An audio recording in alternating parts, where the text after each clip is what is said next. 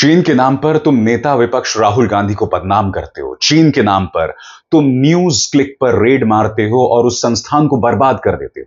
चीन के नाम पर जो पत्रकार सत्ता से सवाल करते हैं, भारतीय जनता पार्टी से सवाल करते हैं, तुम उनके खिलाफ एक प्रोपेगेंडा चलाते हो।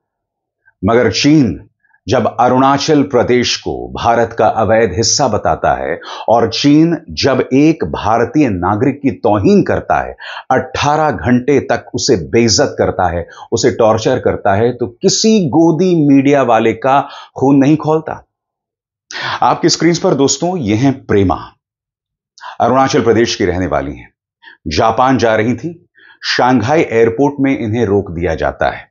यह अरुणाचल की रहने वाली हैं और जब इन्हें चीन में रोका गया तो परेशान किया गया, यह कहते हुए कि अरुणाचल प्रदेश तो चीन का हिस्सा है।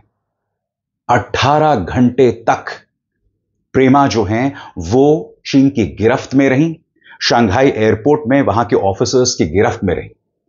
विदेश मंत्रालय ने प्रतिक्रिया दी है दोस्तों, मगर सबसे शॉकिंग है गोदी मीडिया की खामोशी। जैसे इस मंच पर मैंने आपको बार बार बताया है, जब डोनाल्ड ट्रंप राष्ट्रपति बने थे तब डोनाल्ड ट्रंप इस गोदी मीडिया के पॉपॉ यानी कि नए बाप थे। उसके बाद जब डोनाल्ड ट्रंप ने भारत पर 100% टैरिफ लगा दिया तो चीन इनके नए पॉपा हो गया। याद कीजिएगा, प्रधानमंत्री नरेंद्र मोदी शंघाई चले गए, उस वक्त किसी गोदी मीडिया ने सवाल नहीं किया कि यह वही चीन है जिसकी वजह से गालवान घाटी में हमारे 21 जवान शहीद हो गए थे। मगर गोदी मीडिया से क्या कहें दोस्तों, अब तक प्रधानमंत्री नरेंद्र मोदी के मुंह से चीन शब्द नहीं निकला है। मगर सबसे बड़ी बात दोस्तों, प्रेमा की जो बेइज्जती की गई उसको लेकर खामोशी क्यों है? गोदी मीडिया कोई चर्चा नहीं कर रहा और मैं आपके सामने, इंतजार कीजिएगा, गोदी मीडिया के जो दोहरे मापदंड है ना चाइना को लेकर, वो पेश करने वाला हूं। सबसे पहले पूरा मामला क्या है इस पर गौर किया जाए। आपकी स्क्रीन पर यह है प्रेमा। इनके साथ क्या हुआ यह सिहरन पैदा करने वाला है और हर भारतीय को यह दास्तान जानना बहुत जरूरी है। प्रेमा के साथ क्या क्या हुआ अब मैं आपको सरल शब्दों में समझाने जा रहा हूं। आपकी स्क्रीन पर ब्रिटेन में 14 साल से रह रही भारतीय नागरिक प्रेमा वांगजोंग थोंगडॉक ने कहा है कि उन्हें 21 नवंबर को ट्रांजिट के दौरान शंघाई एयरपोर्ट पर चीनी इमिग्रेशन स्टाफ ने अलग से रोका, जबकि उनके पास वैध भारतीय पासपोर्ट और जापान का वीजा था। वाकये को बताते हुए थोंगडॉक ने कहा है कि अधिकारियों ने उनसे उनके जन्म स्थान के बारे में सवाल किए और जोर देकर कहा कि वो इंडियन नहीं हैं। उन्होंने कहा, जब मैंने उनसे पूछने की कोशिश की कि दिक्कत क्या है तो उन्होंने कहा कि अरुणाचल इंडिया का हिस्सा नहीं, और फिर मजाक उड़ाने लगे और हंसने लगे। उसके साथ क्या क्या हुआ दोस्तों, कुछ देर बाद सबसे बड़ी बात, चाइनीज विदेश मंत्रालय ने इस मुद्दे पर जो प्रतिक्रिया दी है ना, हर भारतीय का खून खौलना चाहिए। मगर मजाल है इस पर कोई भी प्राइम टाइम डिबेट होगा। जैसे मैंने कहा ना, जब तक चीन के जरिए आपको राहुल गांधी पर निशाना साधना है तो चीन की चर्चा होगी, मगर चीन जब भारतीय नागरिकों की तौहीन करेगा तो यहां पर किसी का खून नहीं खौलता है। स्वाभाविक सी बात है, इस मुद्दे पर कांग्रेस नाराज है। पार्टी की प्रवक्ता सुप्रिया श्रीनेत का बयान, वो क्या कहती हैं आपके स्क्रीन पर। चीन के विदेश मंत्रालय की प्रवक्ता माओ निंग का बयान, अरुणाचल प्रदेश भारत का इलीगल सेटअप है, चीन उसे भारत का हिस्सा नहीं मानता। अरुणाचल प्रदेश चीन के ज़ैंगनांग का हिस्सा है। चीन की हिम्मत कैसे है यह बकवास करने की, यह बेहद आपत्तिजनक है। हमारी भूभागीय अखंडता पर सीधा हमला है। इस पर भारत सरकार किसी भी सूरत में चुप नहीं रह सकती, मुंह तोड़ जवाब देना चाहिए। इंतजार कीजिए दोस्तों, मैं आपको बतलाने वाला हूं कि प्रेमा के साथ किस तरह का व्यवहार किया गया, किस तरह से मजाक उड़ाया गया, और वो 18 घंटे किसी टॉर्चर से कम नहीं थे। सबसे पहले मैं आपको बताता हूं कि चीन की विदेश मंत्रालय की प्रवक्ता ने क्या कहा। उसका पूरा हिंदी में अनुवाद भी मैं आपको सुनाता रहूंगा और दिखाता रहूंगा। On the so-called Arunachal Pradesh, illegally set up by India, China has repeatedly said our position.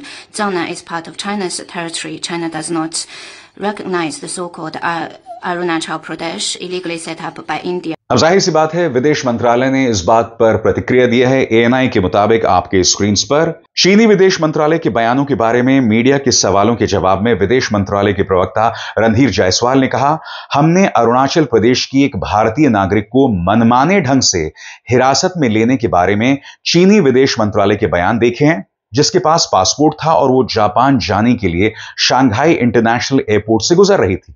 Arunachal Pradesh Bharat का एक अहम और अटूट हिस्सा है, यह स्पष्ट है। चीनी पक्ष के किसी भी तरह के इनकार इस सच्चाई को बदलने वाला नहीं है।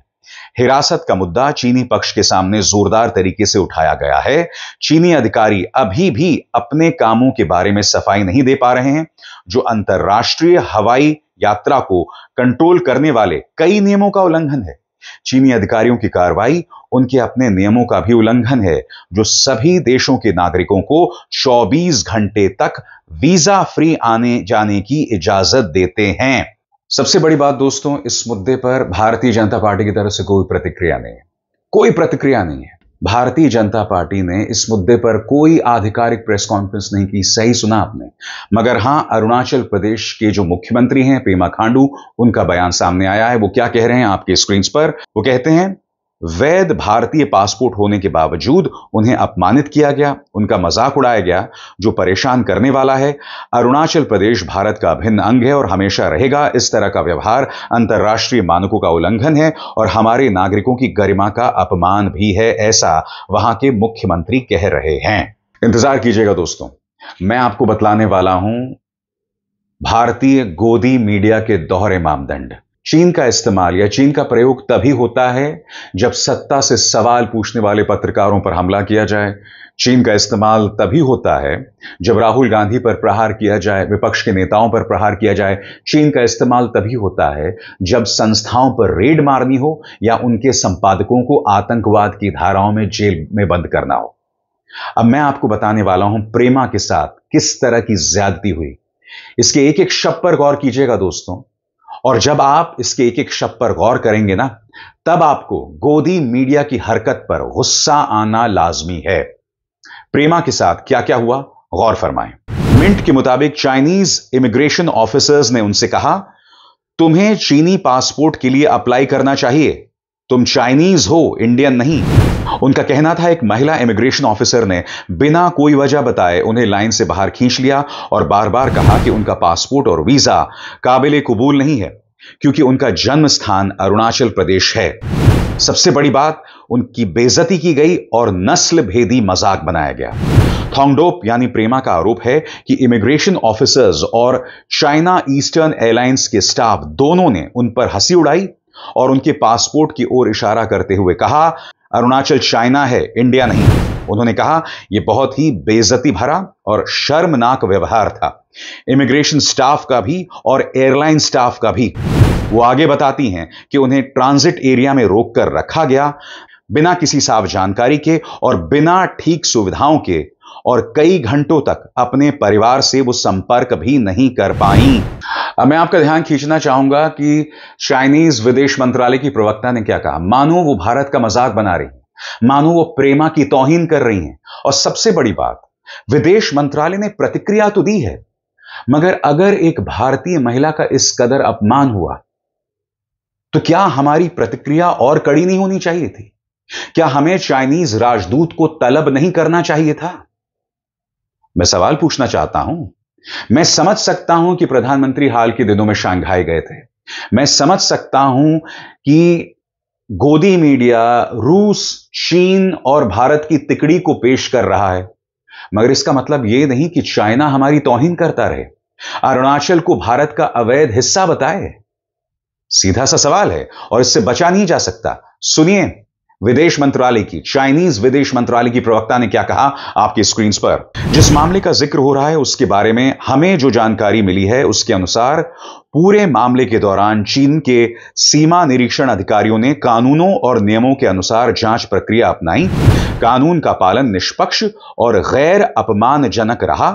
संबंधित व्यक्ति के वैध अधिकारों की पूरी तरह से रक्षा की गई। उन पर कोई अनिवार्य कार्रवाई नहीं की गई और हिरासत में लेने या उत्पीड़न करने जैसी कोई बात नहीं हुई है। तो क्या प्रेमा झूठ बोल रही है? और सबसे बड़ी बात, प्रेमा की आवाज आप गोदी मीडिया में क्यों नहीं सुन रहे हैं? क्योंकि मैं नहीं भूला हूं, जब ट्रंप ने भारत पर टैरिफ लगाया था, उस वक्त इसी गोदी मीडिया ने किस तरह के कार्यक्रम चलाए थे। देखिए साहब, भारत चीन की दोस्ती देख ट्रंप को मची खलबली। यह दोस्ती है, यह दोस्ती है कि इस तरह से चीन जो है वो हमारी देश की एक महिला का अपमान कर रहा है, जिसके पास वैलिड इंडियन पासपोर्ट, वीजा, सब कुछ है। शर्म आती है गोदी मीडिया को। आगे देखिए साहब, एक और गुल्लू। पहले जयशंकर, फिर डोवाल, चीन के विदेश मंत्री से भारत की कौन सी सीक्रेट डील हो गई? अरे भाई गुल्लू, बताना मुझे। अगर सीक्रेट डील हुई है तो क्या इस सीक्रेट डील के तहत हमारे नागरिकों का अपमान किया जाएगा और इसी तरह से बार बार किया जाएगा? आगे देखिए साहब, रजत जी, क्या दुनिया भी भारत चीन की दोस्ती चाहती है? भाई दुनिया चाहती हो ना चाहती हो, मगर यह चीन बार बार हमारे पीठ में खंजर भोंक रहा है, चाहे गालवान घाटी हो या प्रेमा का अपमान हो। वो गैंग्स ऑफ वासेपुर का डायलॉग है ना, क्यों रे फैजल, कब खून खौलेगा तेरा, बाप का, भाई का, कब बदला लेगा? आगे देखिए साहब, प्रधानमंत्री मोदी के चीन जाने से पहले जिनपिंग का बड़ा तोहफा वो किया जो ट्रंप, मुनीर, राहुल ने भी ना सोचा होगा। यानी कि देखा आपने साहब, ट्रंप, मुनीर, राहुल, तीनों को एक साथ रख दिया। इस तरह से गोदी मीडिया विपक्ष को क्रिमिनलाइज करता है, देशद्रोही बनाता है। और आज जब एक महिला का अपमान हुआ तो यह खामोश बना हुआ है। क्यों? क्योंकि प्रधानमंत्री कार्यालय के हिरेन जोशी की तरफ से अभी फरमान नहीं आया है। लिहाजा चुप रहो, चुप रहो, वरना तुम्हें तुम्हारी औकात बता दी जाएगी। आगे देखिए साहब, सबसे बड़ी बात, आज तक रूस, भारत, चीन कितने शक्तिशाली। मैंने बताया ना कुछ देर पहले, ये लोग तिकड़ी बना रहे थे साहब, तिकड़ी बना रहे थे, मगर हकीकत आपके सामने है। किस तिकड़ी की हम बात कर रहे हैं? चीन अब भी भारतीय संवेदनाओं का अपमान कर रहा है और इसका जवाब न हमारे विदेश मंत्रालय के पास है, और प्रधानमंत्री तो क्या खामोशी रहते हैं। रही बात एस जयशंकर की, आजाद भारत के इतिहास में इतना नाकारा विदेश मंत्री मैंने आज तक नहीं देखा। मैं इस बात को समझ सकता हूं दोस्तों कि विदेश नीति एक संवेदनशील मुद्दा है, विदेश नीति को राजनीति के साथ नहीं मिलाना चाहिए। तो मेरा पलटकर आपसे एक सवाल है, विदेश नीति को या कूटनीति को आंतरिक राजनीति के साथ मिलाने का काम आजाद भारत के इतिहास में किस पॉलिटिकल पार्टी ने किया? कांग्रेस ने नहीं किया था। कांग्रेस ने हमेशा विदेश नीति को आंतरिक राजनीति से अलग रखा। यह भारतीय जनता पार्टी ने किया है, क्योंकि मैं नहीं भूला हूं 2013 को प्रधानमंत्री ऐसे बयान दिया करते थे, चीन को लाल आंख दिखाने का। सुना जाए।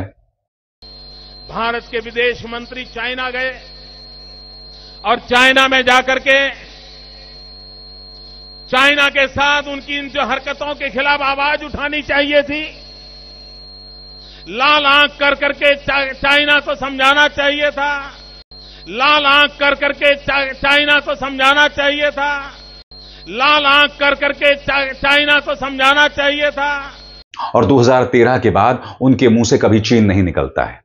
दिलचस्प बात यह है दोस्तों कि 2014 से पहले जब वो गुजरात के मुख्यमंत्री थे तो करीब 14 बार चाइना गए थे। क्या कभी किसी ने सवाल पूछा कि प्रधानमंत्री क्यों जा रहे थे जब वो गुजरात के मुख्यमंत्री हुआ करते थे? बताइए। यानी कि राहुल गांधी किसी चाइनीज डिप्लोमैट से मुलाकात करते हैं तो उसे देशद्रोह की संज्ञा दी जाती है, मगर गुजरात के पूर्व मुख्यमंत्री 14 बार चाइना जाते हैं, उस पर कोई सवाल नहीं उठाता। मैं सुब्रमण्यम स्वामी की जो कॉन्स्पिरेसी थ्योरीज है या जिस तरह की वो साजिशों की बात करते हैं, मैं उसकी चर्चा नहीं करना चाहता हूं। खिसके हुए लोगों की चर्चा इस मंच पर मैं नहीं करता हूं और ना मैं उन्हें वैधता देता हूं। मगर विदेश नीति से जुड़ी कुछ बारीकियां होती हैं और हम उसका अपमान नहीं कर सकते हैं, हम उसे टाल नहीं सकते हैं। आपकी सारी कोशिश एक व्यक्ति को विश्व गुरु बनाना है। हम लगातार गालवान घाटी में जिस तरह से चीन हमारी जमीन पर कब्जा कर रहा था, उसे हम नजरअंदाज करते रहे। वहां के गडरिये लगातार चेतावनी देते रहे। और आज भी जिन जगहों पर हमारे सैनिकों, तो भूल जाइए, जहां तक सैनिक गश्त लगाते थे उन फिंगर पॉइंट्स को तो भूल जाइए, जिन जगहों पर हमारे रिपोर्टर्स जाया करते थे, अब हमारे रिपोर्टर्स वहां नहीं जा सकते हैं। सैनिकों की गश्त की तो मैं बात ही नहीं कर रहा हूं। मैं नहीं भूला हूं, आज तक के रिपोर्टर अशरफ वाणी ने खुद कहा था कि मैं गालवान घाटी से कई फिंगर्स थे, फिंगर 1 2 3 4 5 6 7 8 7 8 तक हमारे रिपोर्टर्स जा सकते थे, मगर गालवान घाटी के संघर्ष के बाद एक बफर जोन बन गया। नतीजा, उन जगहों पर ना हमारे सैनिक जा सकते हैं, ना रिपोर्टर्स जा सकते हैं। कोई इस बारे में सवाल क्यों नहीं कर रहा, मैं आपसे फिर पूछना चाहता हूं। और ऐसा क्यों हो रहा है समझिए। क्योंकि देश को मिला है एक नाकारा विदेश मंत्री, देश को मिले हैं एक ऐसे प्रधानमंत्री जो अपनी सुविधा के मुताबिक जुबान खोलते हैं, मुंह खोलते हैं। ट्रंप उनकी तौहीन करते रहते हैं, वो चुप रहते हैं। ट्रंप उनके चेहरे पर भारत को टैरिफ किंग बताते हैं, वो चुप रहते हैं। ट्रंप ने करीब 61 बार यह कह दिया है कि मैंने ऑपरेशन सिंदूर को रोका, भारत को व्यापार का झुनझुना दिखाया और ऑपरेशन सिंदूर रुक गया। ट्रंप ने ही ऑपरेशन सिंदूर के रुकने की घोषणा की थी, मगर आज तक, जी हां आज तक, प्रधानमंत्री ने पलटकर कोई जवाब नहीं दिया। मैं फिर आपसे पूछना चाहता हूं, यह कमजोर विदेश नीति नहीं तो क्या है?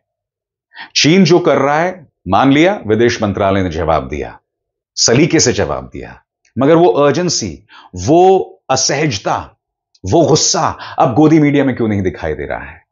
जैसे मैंने बताया दोस्तों, राहुल गांधी पर प्रहार करना होता है तो ये लोग बहुत बकवास करते हैं। हकीकत यह है दोस्तों कि जब असली मुद्दे आते हैं तो कोई चर्चा नहीं करता, क्योंकि जो गोदी मीडिया के गुर्गे बैठे हुए हैं, इन्हें न विदेश नीति समझ आती है, न कूटनीति समझ आती है, और राष्ट्रहित तो बहुत दूर की बात है। इनके मन में राष्ट्रहित सर्वोपरि नहीं है। ये हिंदुत्व के नाम पर देश के अंदर सिर्फ जहर फैलाने का काम करते हैं, हिंदू मुस्लिम करते हैं, और उसके अलावा कुछ नहीं। क्योंकि इस वक्त प्रधानमंत्री कार्यालय के हिरेन जोशी की तरफ से फरमान आया हुआ है कि आप चीन पर खामोश रहिए, लिहाजा कोई आउटरीच नहीं है। 48 घंटे हो गए इस घटना को, 48 घंटे बवाल हो जाना चाहिए था, मगर नहीं साहब, खामोशी पसरी हुई है, क्योंकि शर्म तुमको मगर आती नहीं। अभिसार शर्मा को दीजिए इजाजत। नमस्कार।